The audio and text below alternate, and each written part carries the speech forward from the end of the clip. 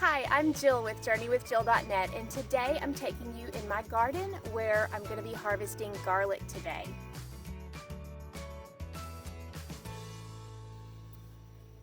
Garlic is one of my favorite vegetables to grow, and one reason is because it's a set it and forget it type crop, at least for me. All I have to do is plant my cloves in November, and then they start growing up on their own in early spring, and I harvest in early June. It's the perfect crop to be able to get a quick harvest in the early summer and also to be able to plant other things in the same space. You'll notice that I have some peppers here. So that's why I really enjoy planting and harvesting garlic.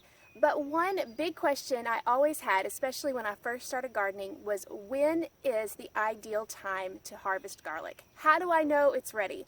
Unlike onions, the garlic bulbs don't start poking out of the ground to tell you they're ready to harvest. So today I'm going to give you some tips on how to know when your garlic is ready. If you take a look at my garlic here, what you're going to be looking for is the bottom few leaves to be turning brown and to be dying off. What you want is about half of the leaves already browning and dying back, and then the other half being in pretty good shape. The reason is those that haven't turned brown yet are going to form a protective covering over the clove, and that's going to lend your garlic to be able to store longer. If you wait too long where all of the garlic leaves are brown, most likely they're not going to store very well, and you'll find that the cloves, once you dig them up, are separated.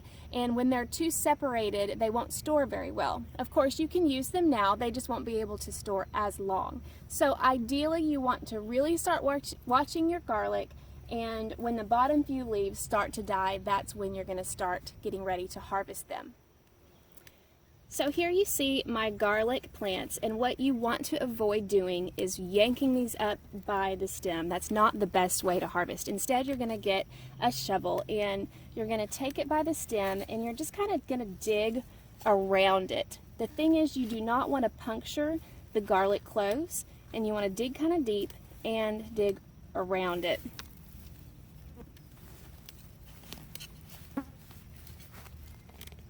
You can kind of feel the roots when they start, and hear them when they start breaking away. And then once you got them loose, you can pick it up here. Oh, look at that. That is a nice bulb of garlic.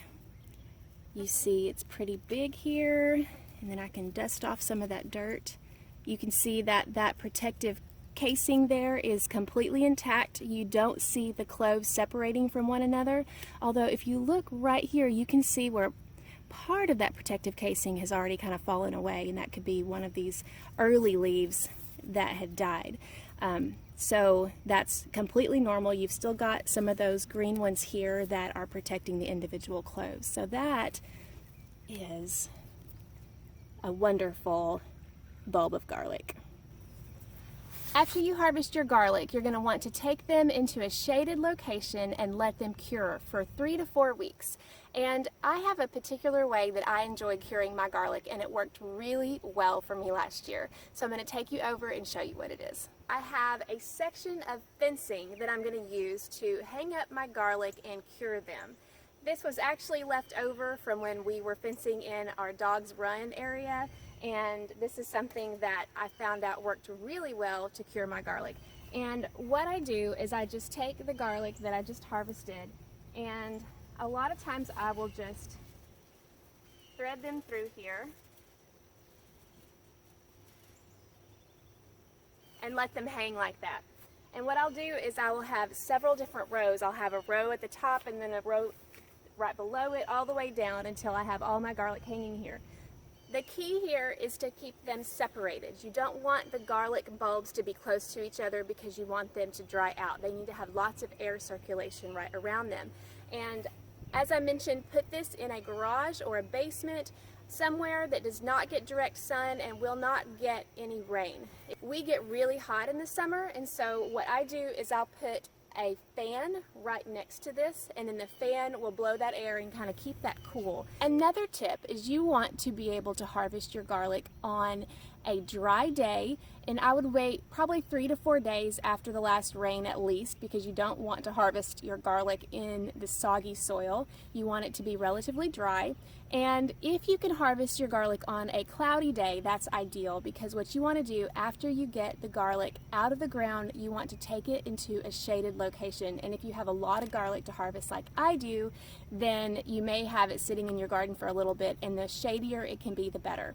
I don't worry too much about that. I just try to get it inside as quickly as possible. But if you can time your garlic harvest on a cloudy day, that is definitely ideal. I hope you've enjoyed this video on growing garlic. If you have any suggestions or any questions, please mention those in the comments. Be sure to subscribe to future videos and check out my podcast at The Beginner's Garden Podcast or at journeywithjill.net. Thank you so much for joining me, and I hope you're having a wonderful garden season.